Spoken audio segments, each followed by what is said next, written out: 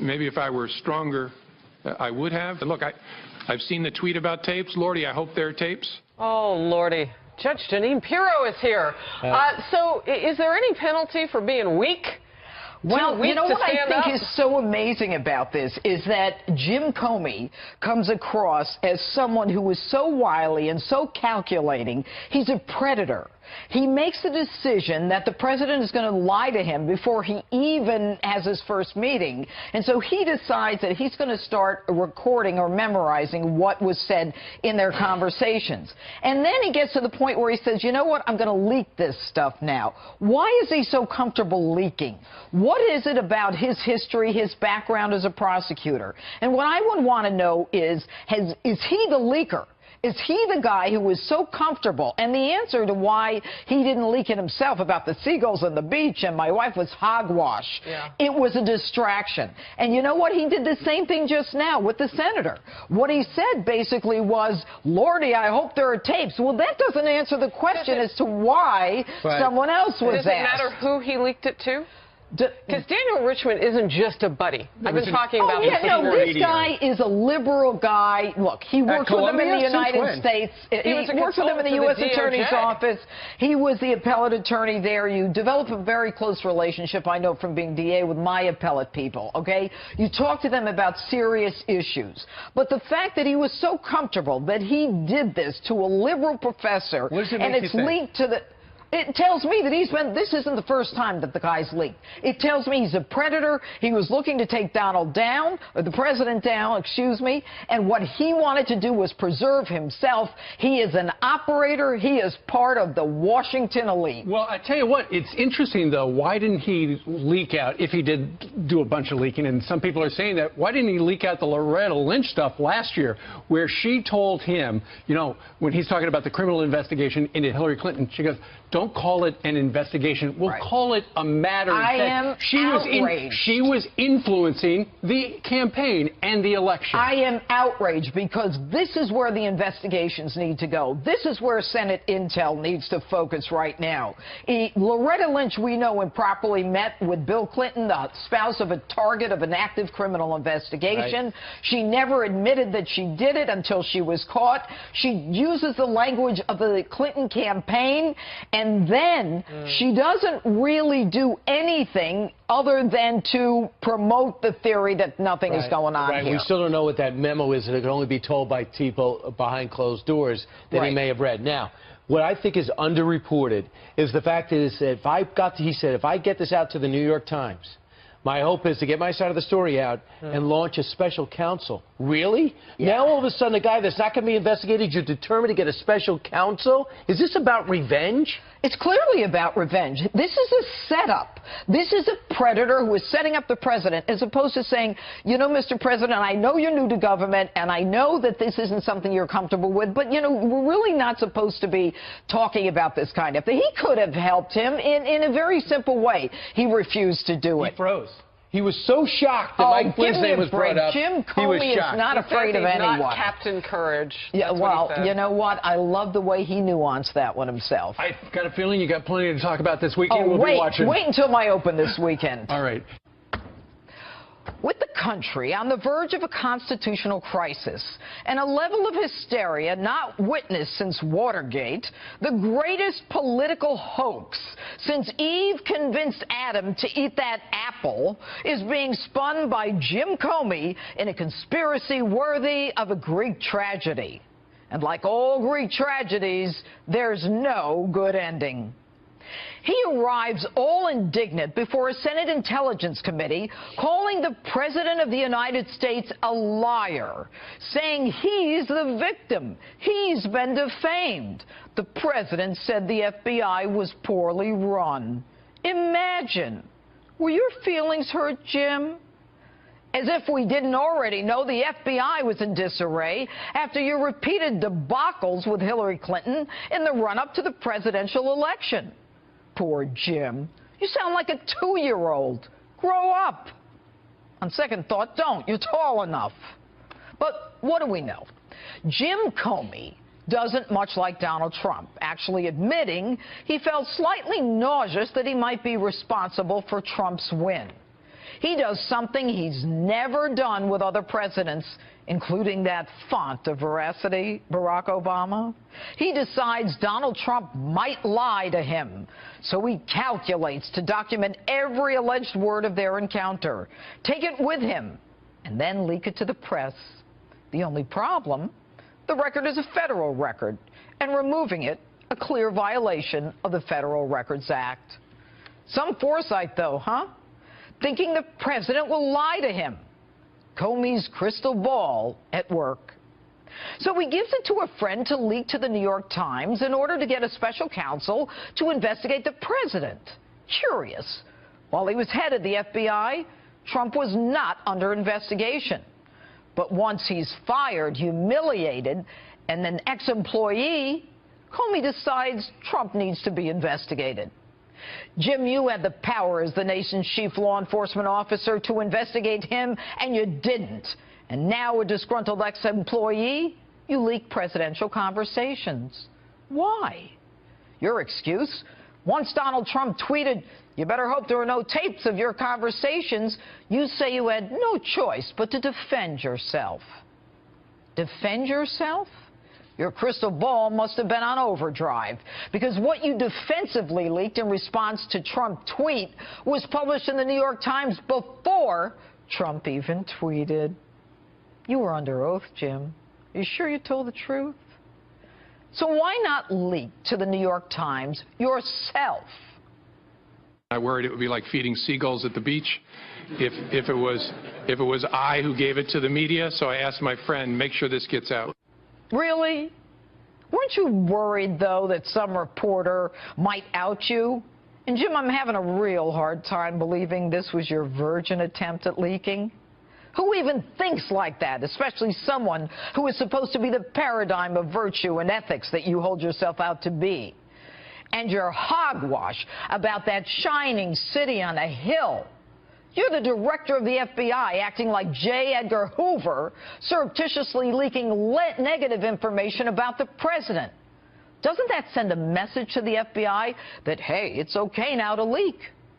You allow a New York Times article saying members of Trump's campaign had repeated contact with senior Russian intelligence officials to proliferate in spite of the fact you knew it wasn't true. You could have put truth to that lie, Jim, but you refused, allowing the country to suffer a trauma hyped to Watergate proportions. And if you didn't want to criticize the New York Times, why not at least surreptitiously leak to the Times that this was false? Or was your agenda to proliferate anti-Trump hate? And, Mr. America, one thing never leaked, that Donald Trump was not under investigation. Why refuse to say the president is not under investigation?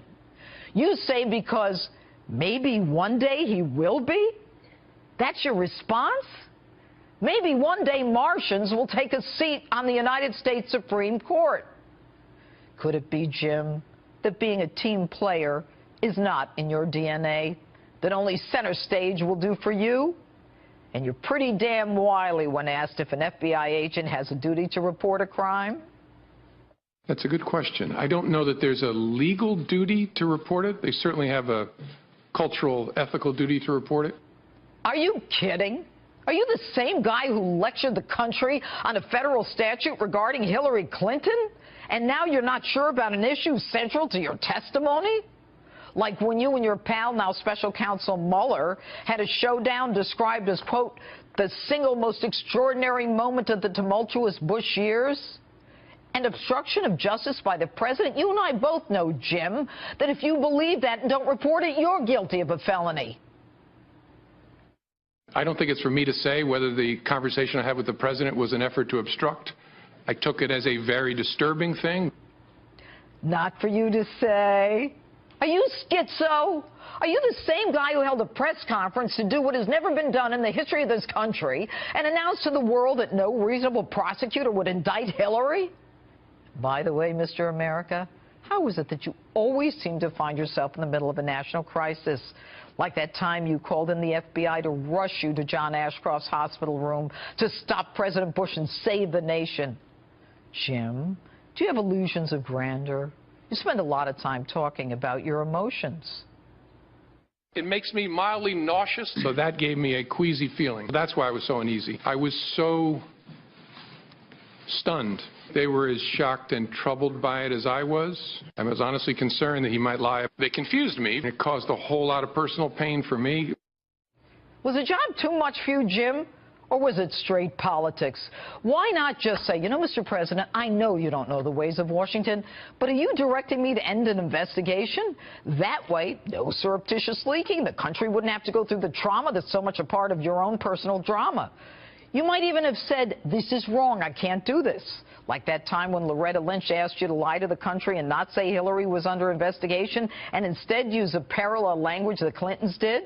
You did so, and you were dishonest with the American people. And even though you knew damn well Loretta Lynch was violating Justice Department ethics by even meeting the husband of a target of a long-standing active criminal investigation, you went along with her request to say that there was a Hillary Clinton matter and not an investigation. You knew it was wrong, but, quote, it wasn't a hill worth dying on. Man, are you dramatic. How many times were you pressured to do things during the Obama administration that weren't right? Why not report this? Why not surreptitiously leak? Why not ask for a special counselor for her? The truth? Jim, you're a political operative. You always have been. One who's addicted to drama, addicted to center stage. But like the main character in all Greek tragedies, your downfall is a consequence of a tragic flaw, a major weakness, your hubris. Tell me what you think on my Facebook page or Twitter. That's my open. Hashtag Judge Jeanine.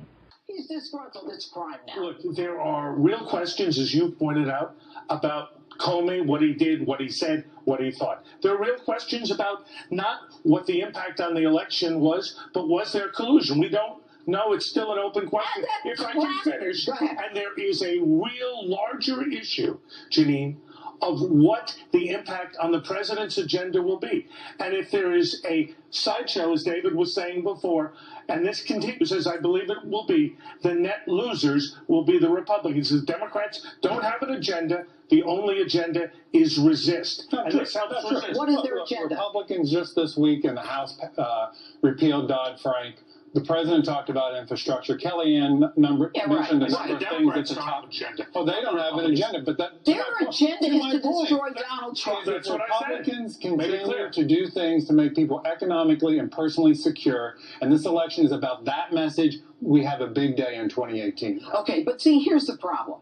If the Democrats are so focused on Russia, you know, because something happened. We now know there was no collusion with Donald Trump. No, we don't know that. Well, wait a minute. For 10 months. No, this isn't about Flynn. Yes, it sure is. What do you say to the fact that the president himself said, I'll testify? Any Jared good Kushner, lawyer, Jeanine, and you I'll testify. would not let him testify. Mark Kasowitz well, doesn't that tell you that he's willing to do it? I hope he does. Jared Kushner is willing to do it. I hope he does it. And as a lawyer, I hope he doesn't do it. But then doesn't it tell you something that he's willing to do it? I'm pleased he will. I would hope he doesn't. And the Attorney General now what Jim Comey did a gut punch to Jeff Sessions and said, he's in wait a minute, shape. But that's a bunch of hogwash. You know why? He's in perilous shape. No. The president why is Jeff avowed Sessions, that he's got his full confidence. Why is Jeff Sessions willing to testify on Tuesday under oath? Because he's got real issues to clear up about his meetings with the Russians, whether there was a third meeting, and I think he's trying to clear his name when he's really under a real cloud.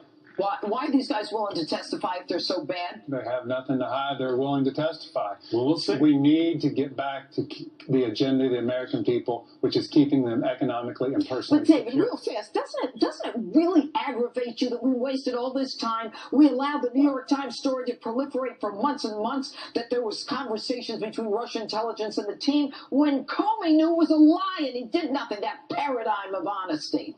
It sure can be frustrating, but not nearly as frustrating as seeing Americans suffer. And that's why the president, and that's why the Republican Congress need to get back to focusing on that and not worry about this sideshow. This is politics, people. We have a long way to go, Jeanine, and a lot more evidence to hear. And I'm waiting for the Martians to sit on the Supreme Court. And Jeanine, I'll be there with you. The Martians, they may show up. Welcome to Justice. I'm Judge Jeanine Pirro. Thanks for being with us tonight. You know, Hillary Clinton has just dug a hole for herself that now requires an indictment. Her response this past Sunday to Chris Wallace in an interview when he says that FBI Director Comey said none of the things Hillary told the American people were true says it all. Take a listen. After a long investigation, FBI Director James Comey said none of those things that you told the American public were true. Chris, that's not what I heard Director Comey say, and I thank you for giving me the opportunity to, in my view, clarify. Director Comey said that my answers were truthful and what I've said is consistent with what I have told the American people. So the Target says the FBI director has characterized her answers to the FBI as truthful. Seriously, Hillary? That's not what the director says. But let's hear it from the director himself.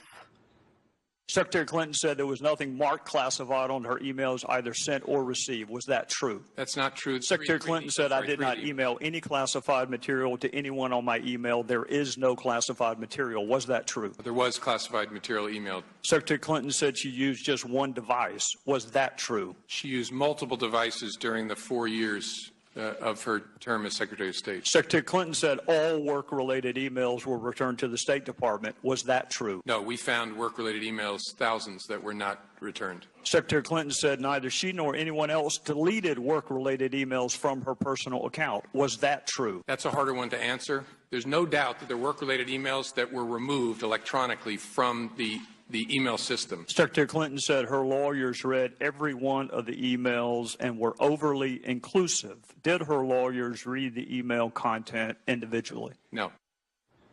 So FBI Director Comey, under oath, swears before Congress that Hillary Clinton did not tell the truth.